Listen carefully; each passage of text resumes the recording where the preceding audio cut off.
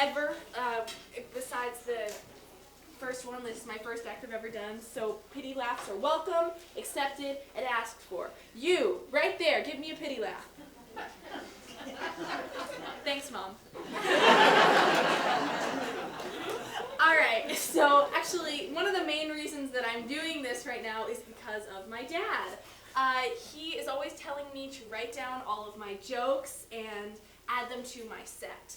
I mean, I didn't really have a set when I was 8, but I'm pretty sure it would have gone along the lines of complaining about the cafeteria food or my teacher. It wouldn't have been that great. But my dad probably is telling me to use his jokes because he took some comedians' jokes when he was younger and performed them. So now I'm borrowing from him. Actually, I'm stealing.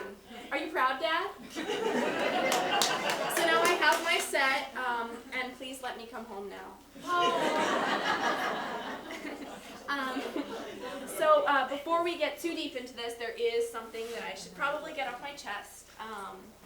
It's not a big deal, I know, and I know no one is going to judge me for it. It's been really positively portrayed in the media, and everyone's been really great about it. And not to stereotype, but this is an arts camp. Come on, guys. I'm a Hamilton fan. You guys have never heard of Hamilton. Yeah, it feels really great to get that off my chest. I mean, back in Virginia, some people don't even know what Hamilton is, and I have to explain to them that being a Hamilton fan is not a choice. I mean, anyone who's heard the soundtrack can vouch for that. But I think it is kind of ridiculous that it's easier to get a marriage license than a Hamilton ticket now. On an unrelated note, certain storefronts have been putting high-pitched noises out to ward off vermin like rats and birds and teenagers. I can actually say that. I'm a teenager, so it's fine.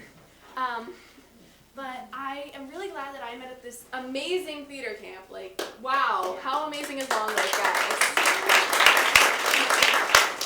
It is so fantastic. I actually used to go to a theater camp back home, and it was definitely not Long Lake material. It was in the basement of a rec center. I promise it was a real camp, guys. And it definitely started out pretty good. We did some good shows. We had a great director who was the founder. But then things started to deteriorate when we wanted to save money by, instead of getting classic shows, we would hire struggling, for a reason, playwrights. So we did gems like The Big Bad Wolf and His Brother, or Raven Brings the Sun and Bear Saves the Day. Actually, that show made absolutely no sense. I mean, literally the title gives away the ending, which is ridiculous. And also, I mean, the title went like, Raven Brings the Sun, ... and Bear Saves the Day, ! I mean, what kind of show is an exclamation point at the end of it? Actually, sorry to the cast of Oliver.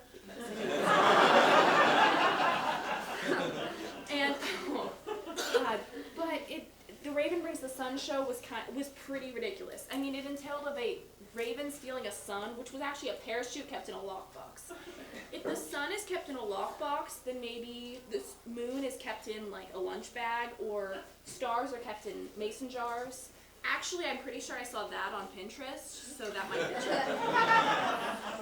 true. But also, the director, who was the founder of the company, started disappearing after a certain period of time. He would come to like every single performance and rehearsal, then to a few, and then he just kind of stopped showing up at all. We have no idea where he is. We put up missing posters. He's gone.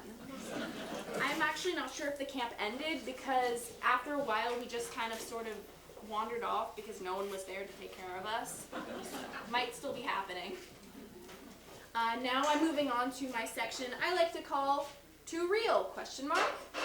It references a part of my comedy notes in which I wonder if they're maybe a little too real to say, but Alexa told me to say them anyway, and I'm going to say them because I have no boundaries.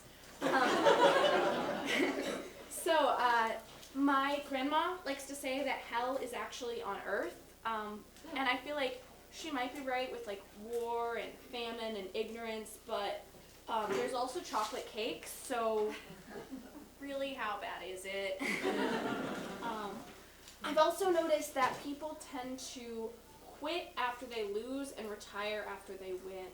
I mean, really, it's the same thing, except one, you're yelling at your manager, and the other, you're saying it to adoring fans. And of course, this wouldn't be a perfect comedy set without a well-timed political joke. So I just would like to point out, guys, this election we're choosing between a Muppet and a puppet. Too real? Question mark. That's my time. Thank you.